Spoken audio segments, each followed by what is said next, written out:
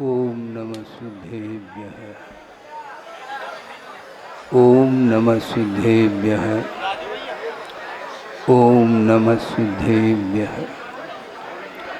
विश्वविज्ञं विधिं वेदं वीरं विराग वैभवं संगमुक्तं यजे बुद्धं केशवं शंभवं शिवम्। अहिंसा परमो धर्म की, महावीर भगवान की।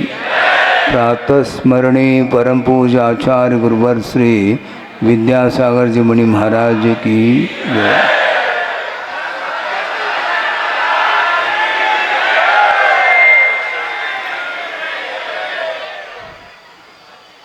आपके सामने मंगलाचरण के रूप में दो पंक्ति रखी हैं, जिसमें प्रभु की अर्चना की गई है, प्रभु को याद किया गया है।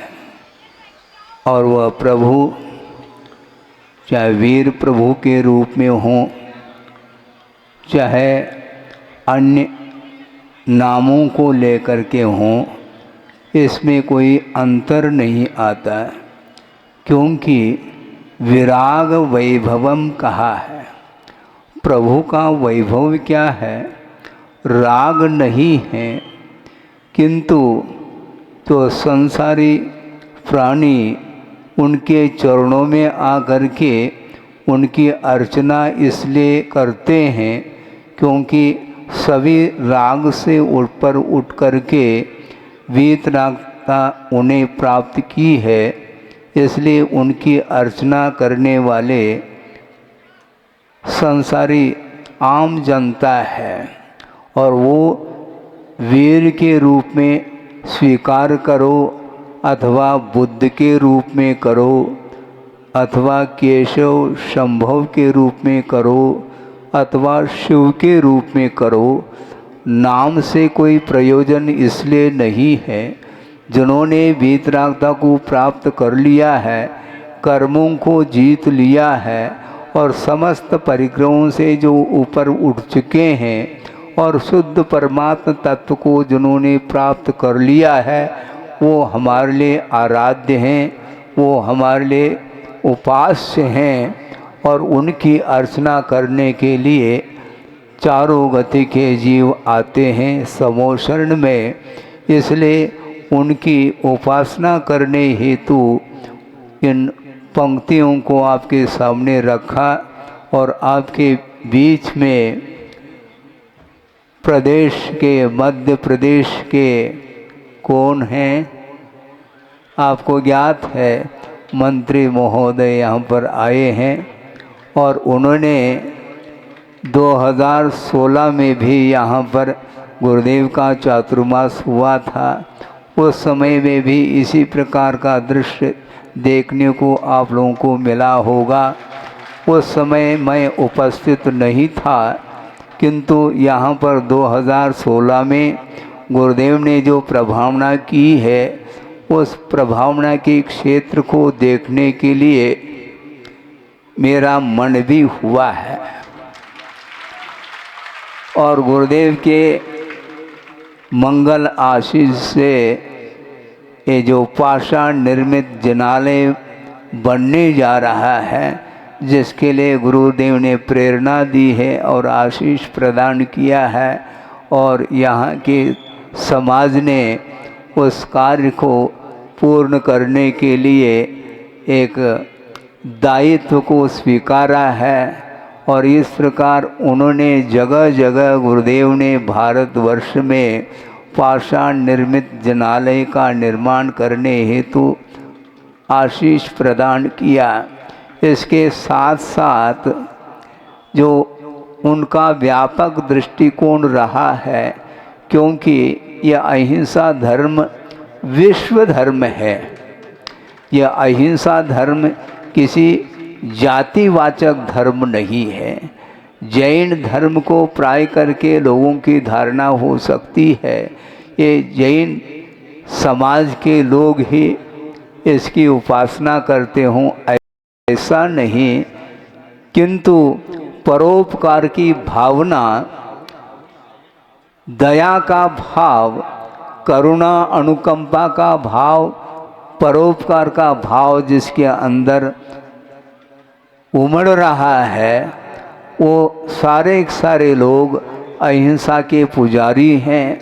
इसलिए चाहे वो पशु पक्षी हो, चाहे मानव हो, सबके प्रति सौहार्दपूर्ण व्यवहार हो और प्रत्येक संसारी प्राणी सुख को, शांति को प्राप्त करना चाहता है, उसके लिए यथा योग अपना योगदान होना चाहिए।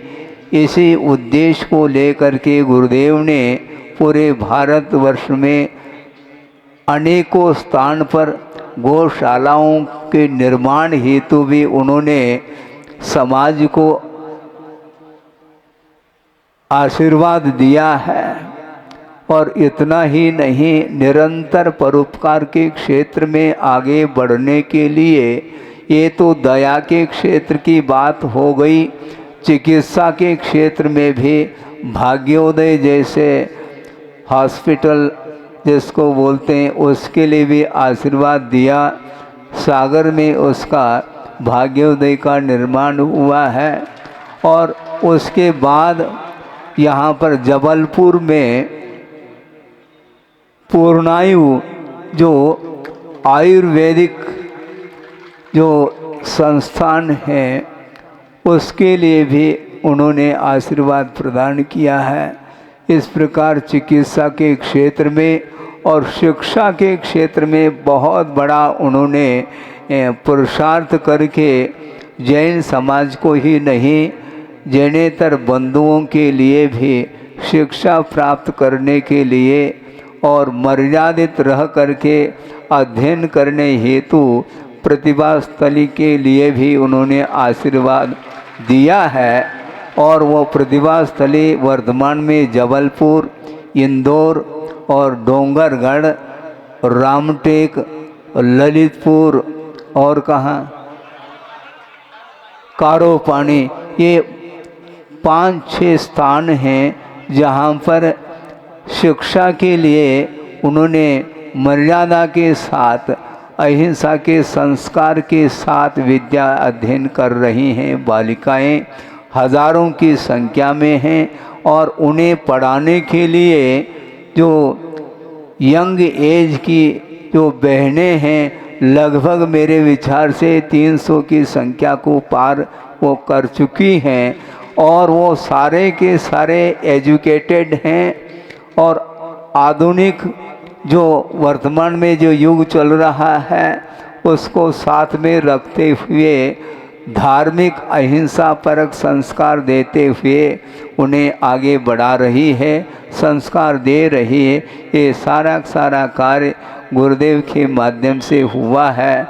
इसी प्रकार ये आगे और भी जो अपना जीवन काल है, बल्कि पीढ़ी दर पीढ़ी परंपरा आगे भी यह बनी रहे और यह कलिकाल होते हुए भी, प्रभु का साक्षात्कार नहीं होते हुए भी शास्त्र के अनुरूप गुरुदेव ने अपनी साधना करते हुए विश्व को जो मार्ग प्रशस्त किया है और उसके अनुरूप चलने वाली पूरी आस्था के साथ चलने वाली जनता यहाँ पर एकत्रित हुई है। और ये बहुत हर्ष का और प्रसन्नता का विषय है। इसलिए वस्तुतः नाम विशेष से कोई धर्म का रूप सामने नहीं आता, किंतु एक सूत्र आता है परस्परोपग्रहो जीवानाम। इस सूत्र में जैना नाम नहीं कहा, किंतु प्राणी मात्र के प्रति जो अनुग्रह का और उपकार का, दया का भाव रखता है, वही वस्तुतः अहिंसा की उपासना कर सकता है। पेड़ पौधों से लेकर के सारे जितने में पशु पक्षी आदि भी हैं, उनके प्रति भी अपना दया का, करुणा का भाव बना रहे और अपने निमित्त से उनके जीवन में भी किसी भी प्रकार से कष्ट का अनुभव न हो, इसको ध्यान में रख रखते हुए सब लोगों के लिए उन्होंने मार्ग प्रशस्त किया है और उसके माध्यम से हम लोग उनकी आराधना करते हैं। गुरुदेव हालांकि 2 वर्ष उन्हें हो चुके हैं, समाधिस्थ हुए हैं, इसके उपरांत भी ये तो शरीर की अपेक्षा से उनकी अनुपस्थिति देखने में आ रही है, किंतु प्रत्येक व्यक्ति के हृदय में गुरुदेव विराजमान हैं। इसलिए प्रत्येक व्यक्ति के हृदय में गुरुदेव विराजमान हैं और हम और आप उनको स्मरण करते हुए उनकी वंदना और उनकी पूजा आदि करते हुए अपने जीवन को उन्नति की ओर ले जाने के लिए बहुत स्वर्णिम अवसर है। समय ज़्यादा न हो इस अपेक्षा से आगे का जो भी कार्यक्रम हो आप लोगों को विदित है, उसके अनुरूप होगा। इतना ही पर्याप्त समझते हुए इस वाणी को विराम देता हूँ। अहिंसा परमो धर्म। हेलो।